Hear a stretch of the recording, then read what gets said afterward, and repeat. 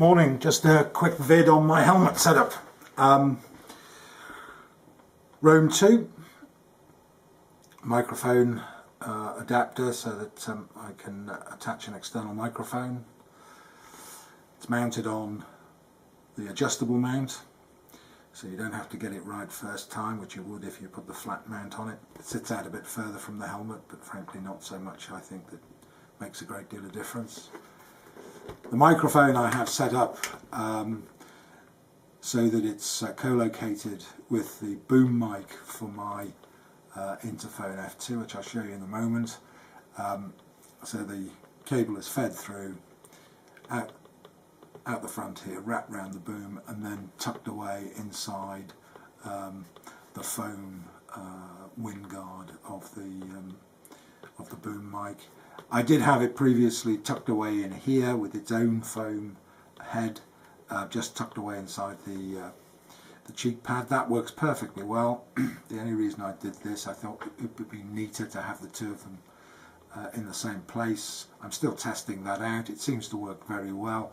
Not sure that I'm not getting a tad more wind noise than I was with the microphone tucked away in the cheek pad. If you haven't got one of these, of course, then the cheek pad is the place to go, and it works very well, and you need it somewhere around about here on the cheek pad.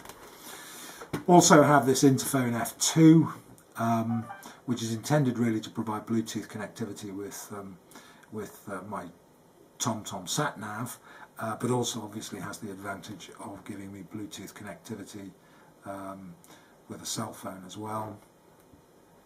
I don't use that feature so much, but it is quite convenient sometimes if you're pulled over and you want to make a call, not to have to take your helmet off, because you can make the call using this headset. The reason I went for the Interphone F2 is because it has a waterproof and dustproof rubber membrane over it. It's rated IP67, so it is rated waterproof.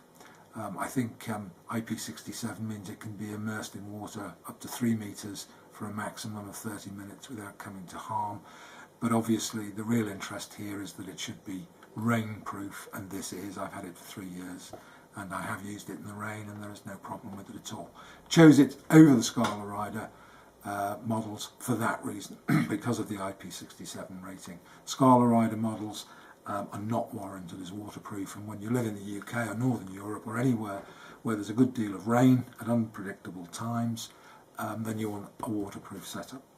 So there it is. It's an open face helmet essentially. Obviously it has a full face visor, but if you look at my vids, I'm getting, I think anyway, perfectly acceptable audio results from this setup.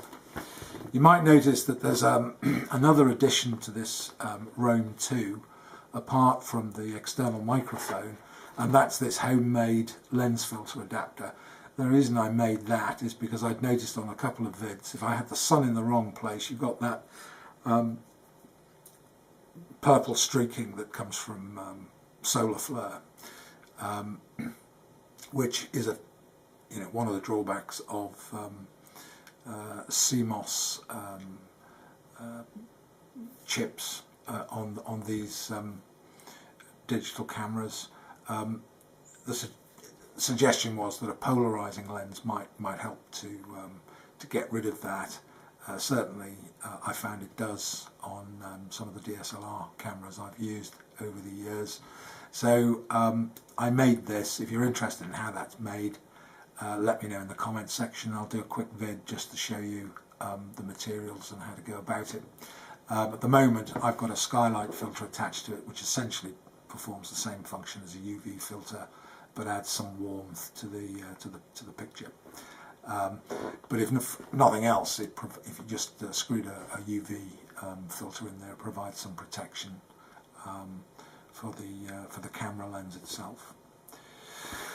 So there we are. That's my helmet setup. Have a look at my vids, see what you think in terms of the sound quality. Cheers.